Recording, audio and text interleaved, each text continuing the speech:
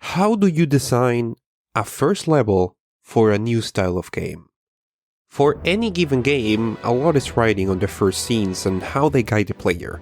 The first level or section must not only set the tone for the game's world and story, but also properly introduce players to the mechanics and main interactive elements of a game in a way that is intuitive and avoids frustration in the future. If you overdo it, players might feel impatient about how long it takes for the actual game to start. If you do it too little, a lot of players unfamiliar with the series or genre might be left disoriented or frustrated with no idea of what to do. So, how do you design the first level for an entire new gaming paradigm? Even from its earliest days, Nintendo has been a leader in terms of first level design. Super Mario Bros., arguably the first Nintendo console mega hit, is legendary for its first level, and how it teaches players through visual design and experimentation the logic and objectives of its world, as well as how it presents mechanical challenges in a safe environment before presenting a more difficult version of the challenge to ensure players understand the mechanic. There is a great video of Miyamoto himself explaining some of the logic of the first level, which I will link in the description in case you have not seen it before. Now, Super Mario Bros. Was trying to convey the basics of the platformer genre, which it will go out to define to an audience that was unfamiliar with video games in general. But the inherent advantage of a 2D game and its limited options in terms of input made this task a bit more streamlined. And for the longest time, especially in the realm of consoles, 2D was the only thing gamers were familiar with. So when 1996 rolled around and Nintendo made the move to the Nintendo 64, level designers were presented with a new issue: the jump to 3D. It is difficult to convey how much of a shift in terms of game design the change to 3D represented, and we have really not seen a paradigm shift of that magnitude since. For starters, players before only had to keep track of their position and actions on an easily readable space, but now players were asked to wrangle with a new and hard to grasp element: a game camera. They were asked to keep track of what objects were outside of their field of view and have a clear mental mapping of their surroundings. I started thinking about this topic thanks to a YouTuber called Rasputin. In this fantastic video, he goes through the experiment of getting his wife, who was previously inexperienced in games, to try a series of modern games for the first time. This video fascinated me so much that I have been doing something similar, while introducing my parents or my girlfriend to games, and have consistently observed very similar results. New players not only constantly struggle with the concept of a camera, but also have trouble thinking beyond the elements currently presented on screen. This sounds like absurdly easy basic functional human stuff if you have played games before, but there's a certain game literacy that existing gamers have, which makes it easy to overlook just how much stuff needs to be learned for a 3D game. And back in the 90s, we were all Rasputin's wife. That came out really wrong. Back in the 90s, it was safe to assume every player was going to have to struggle with these new concepts to some measure, and when we contextualize some of the first levels of the era around this idea, a lot becomes clear. Let's take a quick look at a game like Mario 64, Nintendo's first fully 3D game and launch title for the Nintendo 64. Where the original Super Mario Bros. Had a neatly and carefully designed level that guided players through its mechanics, Mario 64 has what is likely one of the most iconic hub levels in all of gaming: Peach's Castle. The castle not only serves as a structural hub for all the levels, but serves the careful purpose of being a safe area for players to get familiar with the intuitive movement mechanics in the first moments of the game, as well as the concept of a camera control now presented by a physical character. But then, 2 years later, Nintendo was presented with a new challenge in the form of the first fully 3D Zelda game. It is difficult to correctly convey just how influential Ocarina of Time was. If you talk to anyone who played it during its original run back in the 90s, they will likely often rank it as one of the best video games ever made, a title that in general the internet still agrees on. But often when players familiar with modern games but unfamiliar with older Zelda titles try it for the first time, they can express a bit of confusion about how mechanical crude it may appear, and ironically, this is a result of its titanic influence. Ocarina of Time basically wrote the book on how to do a 3D action adventure game. and since then many other games have emulated and refined elements of its design much farther than Ocarina ever did, to the point that to a modern eye, everything this game does, other modern games have done better. But the fact that Ocarina managed to almost nail the basic blocks of all these elements on the first attempt of a 3D Zelda game is nothing short of remarkable. For the time, it was revolutionary, and the entire genre has benefited as a result. But put yourself in the shoes of someone who just unpacked their first 3D game consoles from under a Christmas tree. And you might realize Ocarina of Time was a game that controlled very weirdly. It was already challenging enough to jump from the absolute movement of a static camera in a 2D game to the relative movement of a 3D game, where the direction of the stick changes movement in relation to an element that keeps moving. But even if you assume that the player has played Super Mario 64 and mastered this concept already, how do you explain the fact that there is no jump button? That the jumping happens automatically when approaching a ledge, and is dependent on the speed you approach that ledge with, that there is no granular camera control and that all you can do is recenter the camera behind you? How do you explain that there's now a button that contextually changes its action? All of these concepts are things that currently are part of the basic gaming literacy, but in 1996, looking at the Ocarina of Time manual felt extremely overwhelming. How do you teach players all of that? The answer is Kokiri Forest.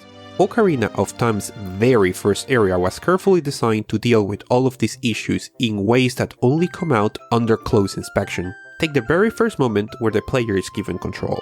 Link's house as soon as Link receives a fairy. The very first thing a player will see is this view, and their very first challenge is to exit the house to reveal a bigger world. Kinda poetic when you think about it. The first objective in the very first Zelda game was to get into someone's house. Notice anything interesting? The camera is positioned on top of the area in a way that is almost reminiscent of how Zelda games have been viewed and played up to Ocarina of Time.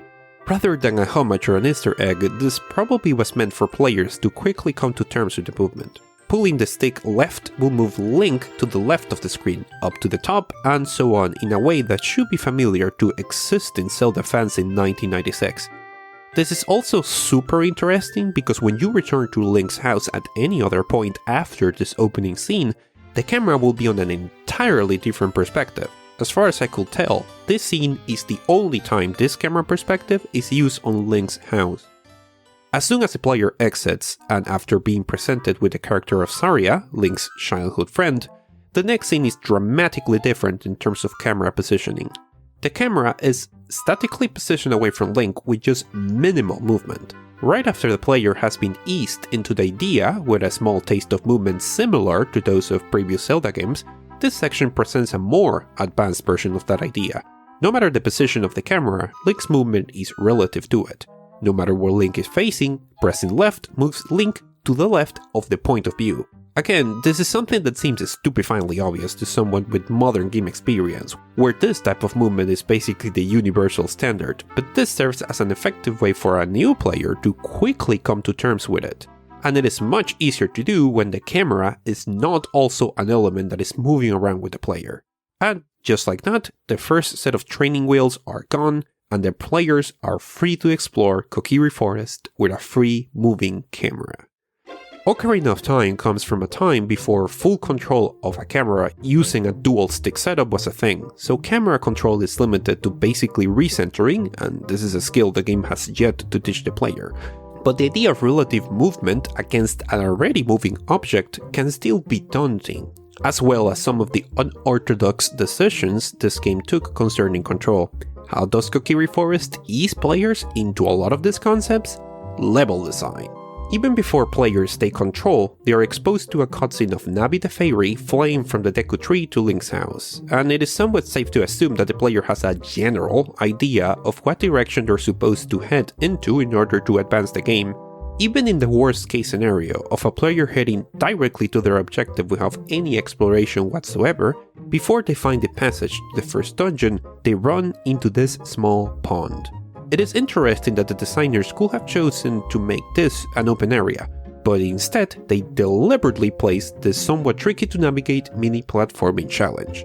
Thinking to the first level of Super Mario Bros., the first time the player is asked to properly use their jump to clear an open area, the game does so in a way where it is safe for Mario to make mistakes. On close inspection, this seems like a similar trick to get players acquainted with jumping. Back in 1996, even for some experienced players, the idea of contextual jumping that will happen on a ledge depending on how fast you were running was very unconventional, and it is nearly impossible to approach this pond and head into Meadow without intentionally or unintentionally triggering a jump, which given the size of the platform is very likely to be successful, and even if done very poorly, just makes links fall into the water. Even if a player just abandons all idea of platforming and just swims to their objective, the point has been made that some contextual jumping system exists. Before passing into the dungeon, Mido requires links to find a sword and a shield. No additional guidance is given, which is a tutorialized hint as to how the basic game loop of this game will work outside dungeons, and more importantly, frees the player to randomly explore the rest of the safe environment in search of these two elements, and in the process, learn some of the other basics of the game. The chop that holds the shield is conveniently the building closest to Mido, and therefore the most likely place to start a random search for an object, but its price and the realization that the player has no money and must acquire this money is an incentive to continue on. But how is the player going to acquire this money? The game silently and immediately provides the answer. Visible from the shop are two very obvious blue rupees. Blue being a color that easily contrasts with the green of the forest. Both of these rupees are meant to provide a specific mechanical lessons of this game, as is their route. The hunt for rupees in this game is an excuse for the players to explore the forest and silently learn how this game works. It is not accidental that moving in this direction requires yet another safe platforming challenge in the form of the bigger square platforms. A challenge that, if done correctly, secretly rewards the player with some of the rupees they so desperately need. At this point, the player might have a basic idea of how the character moves in relationship to the camera, and a basic idea of how automatic jumping works. Let's talk about the rupee in the bridge. It is very easy to follow the bridge to its origin, but crossing the bridge itself is an advanced test on the analog stick and character movement. Don't believe me? Try the following experiment. If you have access to this game, try giving the controls to someone inexperienced with analog sticks and ask them to cross the bridge. Or even, if you try this game on an emulator, don't use the analog stick but rather map movement to the arrow keys on your keyboard or something like that, without ever using analog controls. The camera intentionally never centers behind Link automatically when entering the bridge, which requires either careful analog movement to cross successfully, or recentering the camera, which is an advanced skill that, if the player already knows, chances are they already understand analog movement. Unlike moving through the rest of Kokiri Forest, getting to the rupee at the end of the bridge requires a more nuanced understanding of basic 3D movement. As for the rupee behind the door, it is not very difficult to assume that in the process of trying to get to that rupee, they might apply similar logic to jumping and discover that climbing on a ledge of a certain height is very similar to automated jumping and only requires pressing the stick against the ledge. Complement that with the NPC with the interesting looking rock picking animation that asks you to help pick up the rocks, and in the process it acts like a very useful tutorial for the multi-purpose button. So far, I have focused mostly on the elements dealing with orienting the player with regards to movement. But at this point, chances are that the player has at least partially experimented with the one button that keeps changing function. Massively multi-action buttons were also a relatively new concept at this point, and the scope of the things done with this button is pretty extensive, including a roll labeled as an attack, but that is an evasion maneuver and that deals no damage. It is not a coincidence that interactable elements, such as the stones, are strategically placed alongside characters with flashier animations that so clearly direct to the main verb to be learned. This dude is trying to pick up rocks. How do you pick up rocks? Multi-action button. Let's talk about the sword for a moment. The Kokiri sword is located on a little cave that the player is bound to run into out of random exploration and is equally interesting on its design. It requires yet again the introduction of a new action by the multi-purpose button just to enter it, and provides access to a little area that seems specifically designed to teach players an advanced camera-related concept: camera recentering. The obstacle separating the player from the sword is basically a square. It is basically all corners and 90-degree angles all through, with a boulder making rounds in the center. This, in all of Kokiri Forest, is the one element in the game that can hurt and probably kill Link. So a lot can be said about the risk-reward lesson that will be followed up in the rest of the game. But to safely navigate this area with the pressure of the running boulder, the player should recenter the camera to be able to see what is around every corner. So it is not a coincidence that the sign inside the cave communicates exactly that mechanic. There's a similar story regarding the little maze right before the sword cave. Interestingly, it is mostly populated by plants, an element that when attempted cannot be picked up. But once the player returns with the sword, they are immediately cuttable, not only providing a lesson regarding the overall structure of obstacles in a Zelda game, but also proving to be the first target for the player to make use of the sword. It is not a surprise that when equipped with the sword and shield, and heading back into the road to the first dungeon, the player is confronted with their first enemy, a withered Dekubaba, which is little more than the grass outside the cave, just that it can hurt you if you come in too close. And it gets eliminated with basically the same action.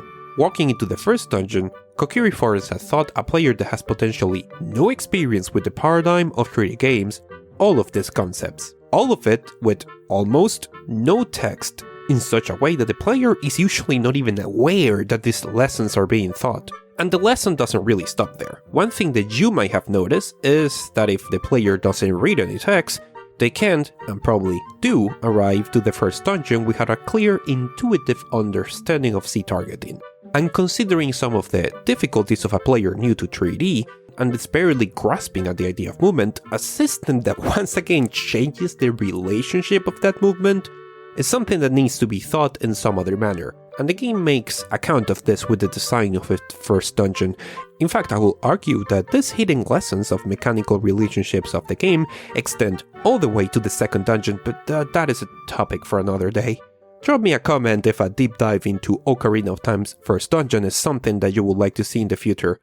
And talking about explicit tutorializing, one aspect that I have intentionally not been mentioning in Kokiri Forest is that it's really heavy on explicit text dump tutorials too, to the point that it detriments its plot and its characters. It is not a surprise that among the races introduced in Ocarina of Time, the Kokiri are the ones that seem to be referenced or reused the least, when almost every Kokiri you can talk to is a very direct, immersion-breaking tutorial text dump that says very little about the Kokiri or their culture.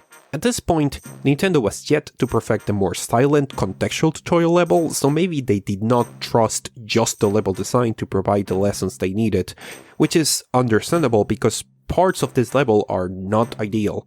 In the Sword Cave, especially if you miss the sign that explicitly tells you about camera recentering, it is very easy to just tumble into the sword and leave with no lesson learned, as I did when I first played this game more than 2 decades ago. And I have seen some of the people not experienced with gaming do exactly this when I test them. So maybe they had a valid concern when sacrificing storytelling for the sake of explicit tutorials. That is not to say that there's no storytelling done here. The role of Kokiri Forest as a place for new players to safely get their bearings is subverted, much later into the game, as a way to sell the idea of the horror of suddenly growing into an adult world, but that is yet another topic for another day. So what do you think? Does any of these thoughts resonate with your experience with this game? Would you like to see a similar analysis for another Zelda game? First levels in Zelda games have tremendous intent, and they're all very interestingly designed. Let me know, and thank you for sticking around this long.